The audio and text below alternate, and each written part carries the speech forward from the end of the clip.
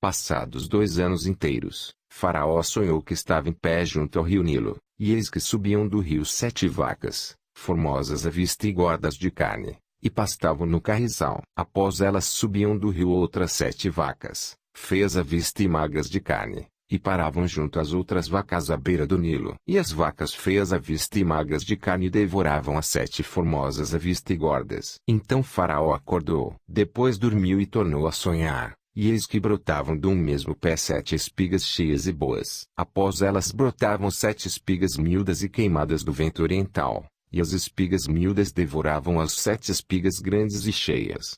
Então Faraó acordou, e eis que era um sonho. Pela manhã o seu espírito estava perturbado, pelo que mandou chamar todos os adivinhadores do Egito, e todos os seus sábios, e Faraó contou-lhes os seus sonhos. Mas não havia quem os interpretasse. Então falou o copeiro Mor a Faraó, dizendo: das minhas faltas me lembro hoje. Faraó estava muito indignado contra os seus servos, e entregou-me à prisão na casa do capitão da guarda, a mim e ao padeiro Mor. Então tivemos um sonho na mesma noite, eu e ele, sonhamos, cada um conforme a interpretação do seu sonho. Ora, estava ali conosco um mancebo hebreu, servo do capitão da guarda, ao qual contamos os nossos sonhos, e ele nos interpretou, a cada um conforme o seu sonho. E conforme a sua interpretação, assim mesmo aconteceu, eu fui restituído ao meu cargo, e ele foi enforcado. Então mandou Faraó chamar a José, e o fizeram sair apressadamente da masmorra.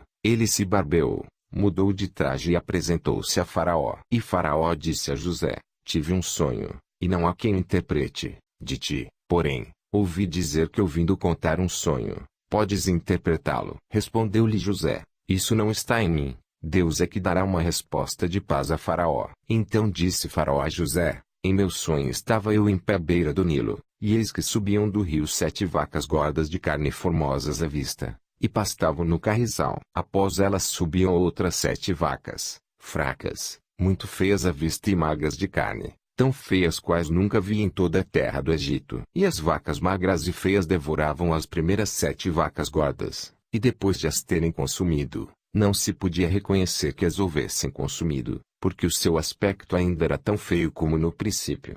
Então acordei. Depois vi em meu sonho, e eis que de uma só cana subiam 7 espigas cheias e boas. Após elas brotavam 7 espigas murchas, miúdas e queimadas do vento oriental, e as espigas miúdas devoravam as 7 espigas boas.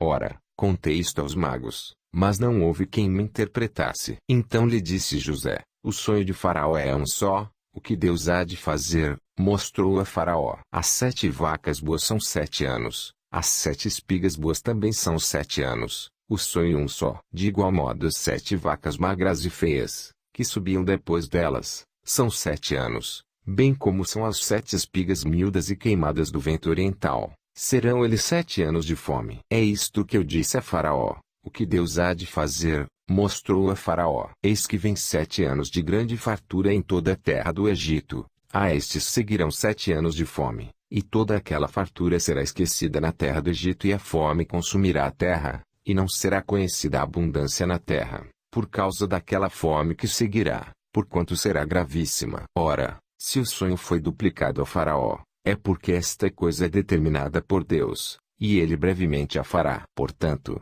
proveja-se agora Faraó de um homem entendido e sábio, e o ponha sobre a terra do Egito. Faça isto Faraó, nomeie administradores sobre a terra, que tomem a 5ª parte dos produtos da terra do Egito nos 7 anos de fartura, e ajuntem-lhes todo o mantimento destes bons anos que vêm, e amontoem trigo debaixo da mão de Faraó, para mantimento nas cidades e o guardem. Assim será o mantimento para provimento da terra, para os 7 anos de fome, que haverá na terra do Egito, para que a terra não pereça de fome. Esse parecer foi bom aos olhos de Faraó, e aos olhos de todos os seus servos. Perguntou, pois, Faraó a seus servos: poderíamos achar um homem como este, em quem haja o Espírito de Deus? Depois disse Faraó a José: porquanto Deus te fez saber tudo isto, ninguém há tão entendido e sábio como tu. Tu estarás sobre a minha casa, e por tua voz se governará todo o meu povo. Somente no trono eu serei maior que tu. Disse mais Faraó a José: vê, eu te hei posto sobre toda a terra do Egito. E Faraó tirou da mão seu anel sinete e pô-lo na mão de José, vestiu-o de traje de linho fino, e lhe pôs ao pescoço um colar de ouro. Ademais, fê-lo subir ao seu segundo carro, e clamavam diante dele: ajoelhai-vos. Assim Faraó constituiu sobre toda a terra do Egito. Ainda disse Faraó a José: eu sou Faraó, sem ti, pois, ninguém levantará a mão ou o pé em toda a terra do Egito. Faraó chamou a José Zafinate-Paneã, e deu-lhe por mulher Asenate, filha de Potífera, sacerdote de On. Depois saiu José por toda a terra do Egito. Ora, José era da idade de 30 anos, quando se apresentou a Faraó, rei do Egito.